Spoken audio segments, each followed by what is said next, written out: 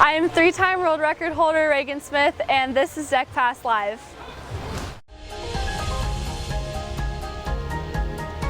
You are watching Deck Pass Live, presented by Xfinity.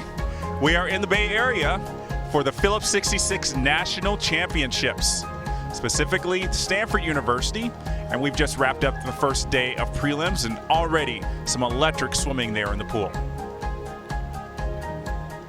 Hi, everybody. I'm Jeff Commings. And I am Amy Van Dyken. And just absolutely stunner of a first session here. Right? It was so crazy. We were sitting here, we're watching some swimming, and then all of a sudden, U.S. Open record, things started happening. I'll tell you what, Jeff, we're on fire. Nobody's fooling around. I think the energy from Team USA at the World Championships just kind of spilled across the Pacific Ocean into here, and it's really great to see that. It really is. I mean, how could it not? Team USA, we talked about it last week, was just on fire, and these kids today are just on fire as well. We're going to get to talk about it all day long. Yes, all day and all week. You definitely want to be here for Deck Pass Live every day. We're going to be here at 3:30 p.m. Eastern, and then right after finals, Amy and I are going to break down some of the top races. Yep. We're going to have some great interviews. We're going to have some great features.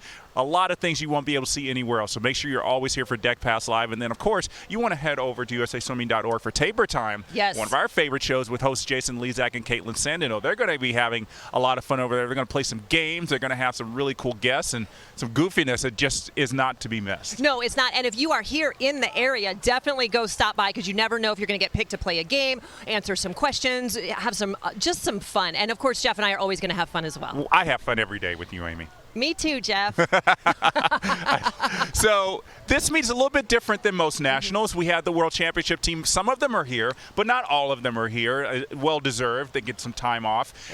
So this is really a chance to get the spotlight on some of the 18 and under athletes, because they are going to be trying for a spot on the FINA World Junior Championship team. Right, and so this is really a place where you're going to see some of the new stars of USA Swimming before they become those stars. I mean, it happens all the time. Every single nationals we can talk about it. Yeah, there's always one name we're like, who is that? Where did he come from? And that's really fun for us, because we can kind of say we knew them back when. Exactly, right? I saw their very first race at nationals. Yes, it's going to be really fun. So definitely want to be watching all the races, because there are going to be a lot of new faces, and this is the best time for them to kind of get that spotlight on them before Olympic trials next year. Yep, that's exactly right, for sure. All right, so let's get right to our guest for the day. And this guy is really, he's got to be the one that everybody's talking about.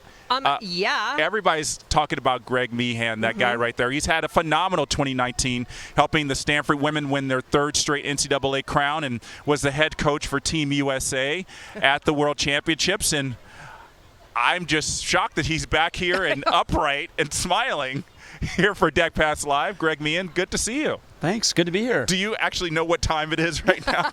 Somewhat. Yeah. I know it's Wednesday. Oh, that's good. That's a start. That's a start. Yeah. So just flew right back here from World Championships. I imagine, Cloud 9 is too low. You're probably on Cloud 12 based on how the ladies did over there in Korea. Yeah, I was super proud of our women's team. We got out to a little bit of a slow start, for sure. First 2 days. And then just some challenges that you could never anticipate. With Katie getting sick and Lilly getting DQ'd, and just it kind of like took us a little bit to get going. But once we got to day four through day 8, we were awesome. And really proud of how they just kind of kept on their path, and every day was better and better. And I think there's some reasons for that, but just from just being able to take a step back and evaluate the performance of the team. I'm really excited about how they finished and the momentum that that group can carry into the next year. Now, before we get into some of the hardships that you guys had, you talked about Katie and you talked about Lilly. Let's talk about, you just said, the kids turned it around. What was it that all of a sudden kicked them into gear? Because you could see it. Yeah, part of it, I think we had some really good team meetings and kind of talking about some things. And then part of it is a lot of that group hasn't had or didn't have any significant racing for a long time. Right. If you're a professional athlete, which the most of that World Championship team are professional athletes, they hadn't had a race at that level of investment physically and emotionally since last summer. Right. It's a long time to go, and sometimes it just takes a couple days or a couple of swims for those that had multiple events. just to get better. Like, all right, shake off the rust. And also sometimes you force that first swim a little bit, or you force that first event. And they got better as they kind of went through the stages of their swims and then through some of their events. And I look at Kelsey Dahlia as a great example. Day 1 and 2, she's got the 100 fly, and she just wants to be so good. And has a solid swim. But then day 8, absolutely beautiful 56.1 on the medley relay to help that group of women set a world record. That was really cool, and I'm really proud of Kelsey for kind of going through that and being at her best when her teammates needed her. And I think that's just a good example, right? What significant events did, Kelsey didn't have an NCAAs, and I think there's a lot of people that kind of fall into that mold, and so it takes a bit. Right. I think day 6 was really the turnaround day. Sure. And I think a lot of people who are watching will remember day 6 as like the day where USA swimming really kicked into gear. And it started out with Simone Manuel winning that 100 freestyle. And I guess a lot of people everybody knew she would be in the medal conversation. But to do what she did the same way that she did in the Olympics and World Championships, just defeat the people who were favored to win. It had to be a real satisfying moment for you because, first of all, she was in lane 1, so she kind of barely got into that final. As her personal coach, how were you able to make sure that she was ready to go for that final? Yeah. The one thing that you can't teach is that competitive spirit. Right. And boy, she has got that competitive spirit, and it's really fun to see her in that element just rise to the occasion time after time after time. But she had a great relay swim the first night at 51.9, and that 4x1 free relay to set the American record, but they got silver, so it's kind of like, it was good, but you wanted more. And then she had a tough swim on the end of the mixed medley relay, and she got caught by Kate, and that was a kind of a hard moment and a little bit of a kind of the beginning of a turning point, because the next day is day 5, and that's the semifinals of the 100 free, prelims and semis, and then on the 4x2, and she had never been on the 4x2 in an international meet before, right. So this is a really big deal. Well, she has her semifinal swim, and it didn't feel very good, and that's why she was in lane 1. It was just kind of a hard swim, and I think for her the turning point really started with that 156 leading off the 4x2 free relay. It was great. It was the best time by a second. The team set a new American record. They were under the old world record. Right. We got touched out, unfortunately, but it was an incredible. That swim really, I think, brought some momentum into day 6. So that then she was really confident swimming out in lane 1. It was the first event of the night. this is an opportunity for you to just put your blinders on and go. And put her feet on the wall at 24/7. 24/7, 24/8, and then just absolutely cooked the second 50, and it was great. And then it just boom, Caleb, world record, and then a couple events later, Reagan, world record. Right. It was just a really fun session. Absolutely. And let's talk about how she is now the second American woman to win gold in the 50 free. Outstanding. I almost jumped right out of my chair. That would have been amazing. But let's talk about another one of your personal swimmers, Katie Ledecky. She got sick, ended up in the hospital. Can you talk about that, not just as a coach of Team USA, but as her personal coach, kind of the feelings that you were feeling at that moment? Did you think she was going to swim again? And then when she swam again, what was that conversation like? Yeah, it was she had a really tough couple of days. And watching her 1,500 prelim, I thought, well, she is not well. She's not feeling well. And went about 48 hours without being in the water. And as her personal coach, you're just trying to pump her up and make her feel better. And we were just taking it literally, session by session to see where she might be able to kind of plug back in. And the 1,500 final and the 200 free was that was a hard no. I mean, just in talking with the doctors and talking with her, it's just it did not make any sense. So we were hopeful, okay, maybe she'll come back for the 4x2 and we'll see how that goes. And but she did. She showed a little bit of signs of life, and well enough to, I want to be on that relay. I'm good enough to give a good swim. And people have joked about the fact that Katie at 80% is still a pretty darn good swimmer. Yeah. And so, gave us a really good split there at 154.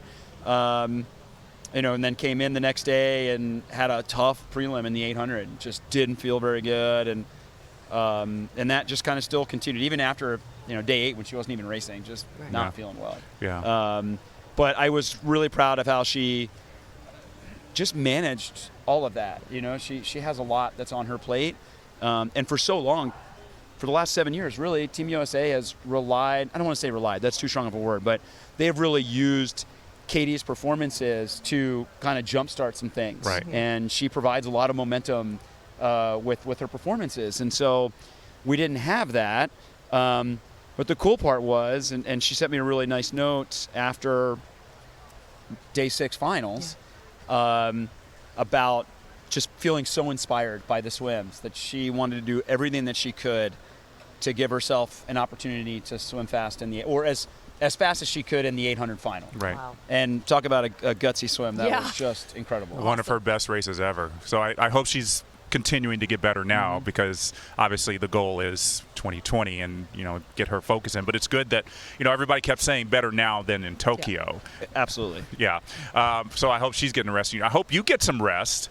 I mean, you got Stanford starting their new semester pretty soon. I would imagine your team's getting in the water pretty soon. Well, we're on the quarter system, so we don't actually start school until September 23rd. Very good. We bring them back September 7th. That's the first day we're allowed to. And our pros will be here a little bit before that. But we're going to get through this week here. Not get through this week. We're hoping for some great swims this week. But then when we finish, it's, all right, let's unplug for a minute and recharge. And then, all right, let's forge ahead, through our NCAA season to have great performances in March, and then continue on to hopefully kick some butt when we get to Omaha. Yeah, you're going to be right. I think this wave that you guys have created, not just this year, but years before, I think is just going to continue because, looking at people like Katie Drabot, who had a great 200 fly, and all those athletes who are just continuing to do well, I think it really does set up momentum. And I think all of the Stanford ladies look like they really kind of bond together to do that. So I think it's really going to be great. Oh, thanks. Yeah, it's going to be really good to see. So, Coach, when we talk about this swim meet in particular, we don't have a lot of the, World Championships team here. When we talk about your team, Stanford, who are some of those up-and-comers that we really need to keep our eye on this week? Well, this is a tough summer, right? Yeah. So the interesting part about this is we have so many different moving parts. We had folks at WUGS. We had a group getting ready for a meet in LA. We had, obviously, our World Championship crew. We have people getting ready for this meet. We have Ali Zekli, who leaves tomorrow to go to Pan Am's. So we're kind of all over the place, and it's tough when there's all these different tangents. When you're going through a collegiate season, it's like that your focus is very linear, and you're getting ready for one meet. Next summer, focus is very linear. You're getting ready for Olympic trials. Right. Years like this, it's hard to really kind of keep your finger on the pulse, but I think we've got a group of freshmen and sophomores that are really starting to kind of blossom, for the lack of a better phrase, and I'm excited to see them as they kind of get to some of their main events here over the next couple of days.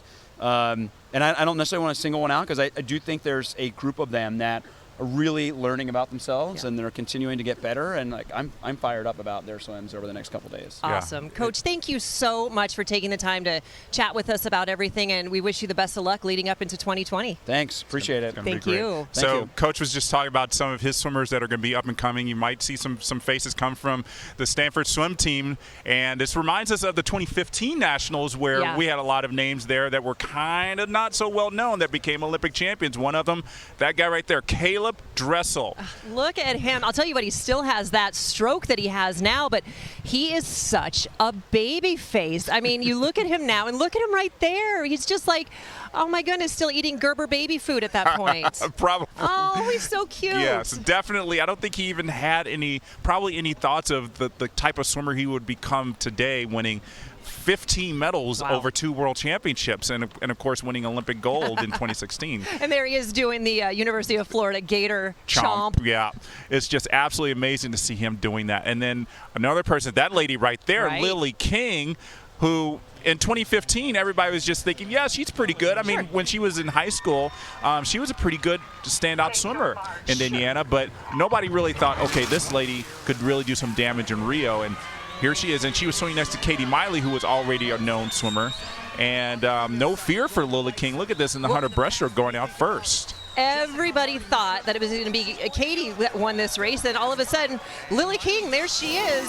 And this was the start of something great for Lilly King, and you can remember her, of course, at the last Olympics doing the finger wag. Yeah. And here's the thing that I like about Lilly King. Okay, she does things like this. She backs it up. She does. And I think that's why people listen to her and what she has to say. But when you watched her back there, you would have never thought that you would have seen that girl finger wagging. No, interestingly, I think that was the last time that she got second in 100 breaststroke, because she's been undefeated in major meets in the 100 breaststroke ever since 2016 trials. Oh my gosh. And that's kind of like we talk about Katie Ledecky, like never having lost a 400 free over like 7 years. I think Lilly King has that kind of potential to go undefeated in 100 breaststroke for quite the foreseeable future.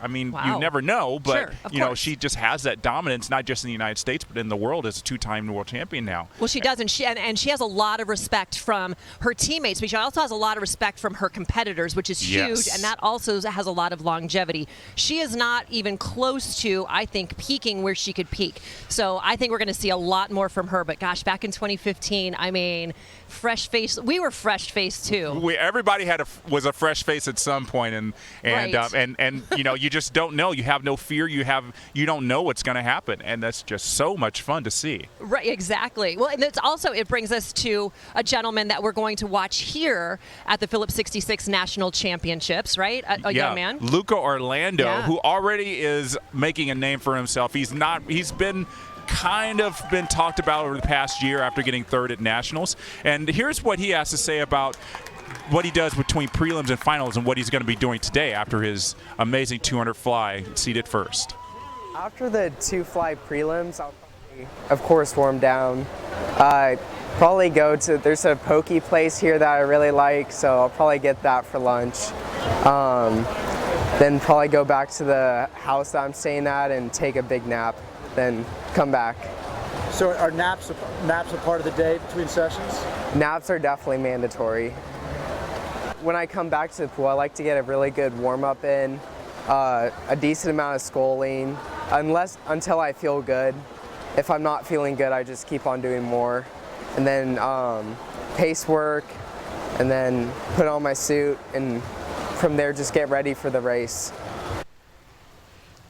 I absolutely cannot wait to see him swimming tonight in that 200 butterfly final. As I said, he's seated first. He kind of went by his standards, a pedestrian 155. I mean, he went 153.4 in Clovis in early June. So he's really on tap to really do something spectacular. As I said, remember on our Deck Pass live shows during Worlds, his time from Clovis would have gotten the silver medal. So I think he's hungry to just show that, maybe he's not going to get the world record, that 150 point, but that he's going to kind of make a statement, not just to the United States, but to the world that, he wants to be that next great 200 butterflyer. And I think that he could, as long as he gets some really good pokey and a great nap. And I'm going to tell you what, it's so funny that he says that, because when I was a swimmer, I was so superstitious. You know this. We swam together forever. I had to eat the same thing for breakfast, lunch, and dinner. I had to hit my nap at exactly the same time, wake up at exactly the same time. So it's really cool to hear that some of the young kids now are doing that. And so I really think,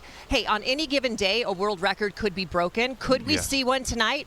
It is possible. Anything is possible. I think we probably didn't think a lot of the swims we saw in Korea were possible. Agreed. And, of course, we were just talking about that U.S. Open record by Ryan Held, 47.4 in the 100 free.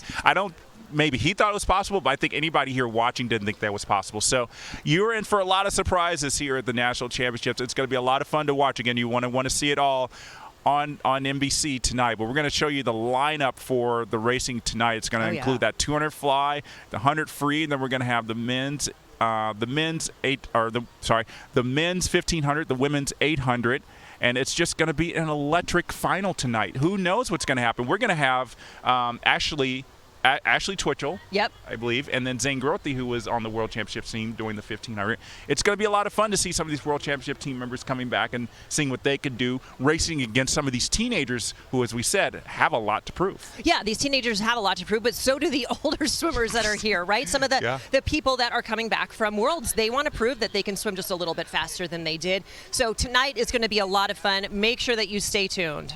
Yeah, so you definitely want to watch that on NBC, and then, of course, come back to us. Please. Amy and I are going to be here on Deck Pass Live after finals. Who knows what we're going to have here at the desk? So we have no idea. Yeah.